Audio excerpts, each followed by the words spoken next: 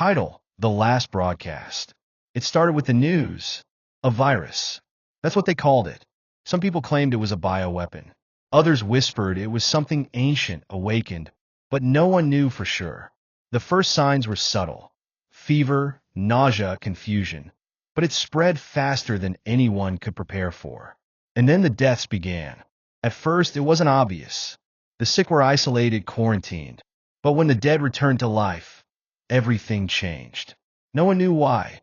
No one knew how. The only thing people knew for sure was that they had to run. Emma sat huddled in a dark corner of the radio station, staring at the flickering lights.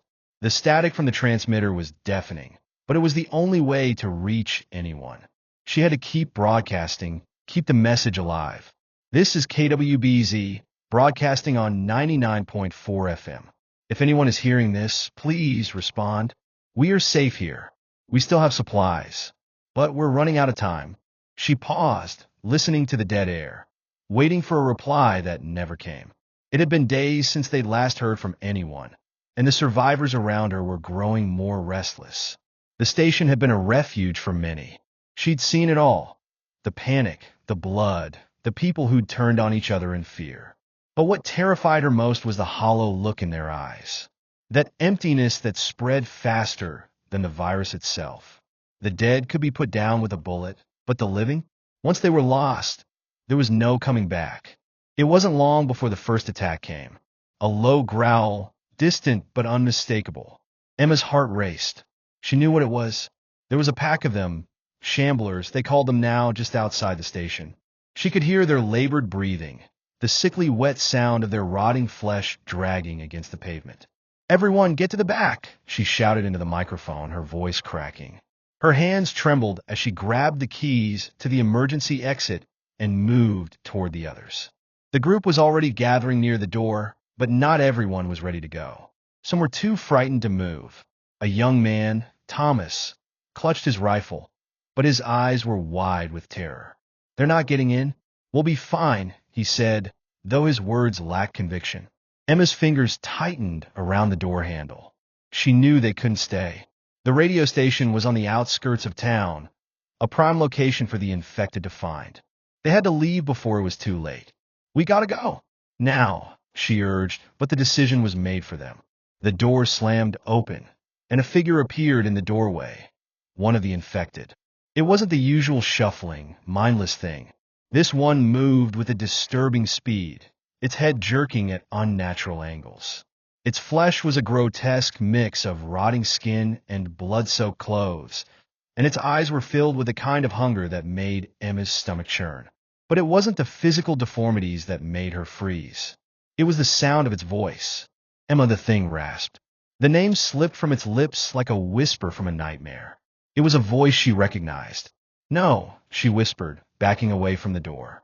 Her heart sank as she saw the pale, lifeless eyes staring back at her.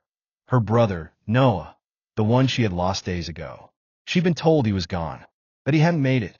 But here he was standing in front of her, calling her name. "Noah," her voice trembled, and her hand reached toward him instinctively. But she stopped herself. She couldn't touch him. Not like this.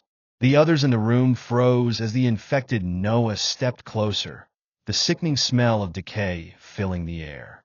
He grinned, a wide, broken grin that exposed rotting teeth.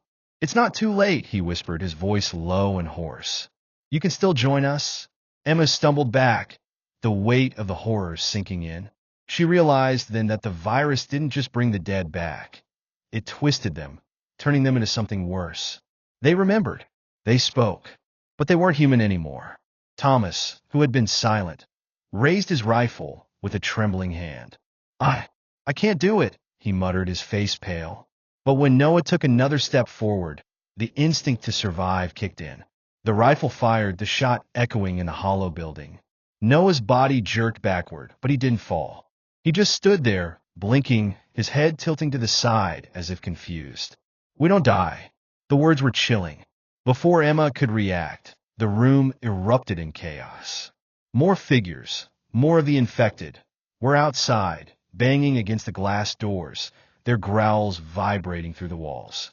It was too late. Emma bolted for the back exit, dragging the others with her. The only way out now was through the alley behind the station. But as she ran, she glanced back, knowing that Noah, her brother, was no longer the person she remembered. And as the sound of the horde grew louder, Emma realized one horrible truth. There was no escape from what they had become.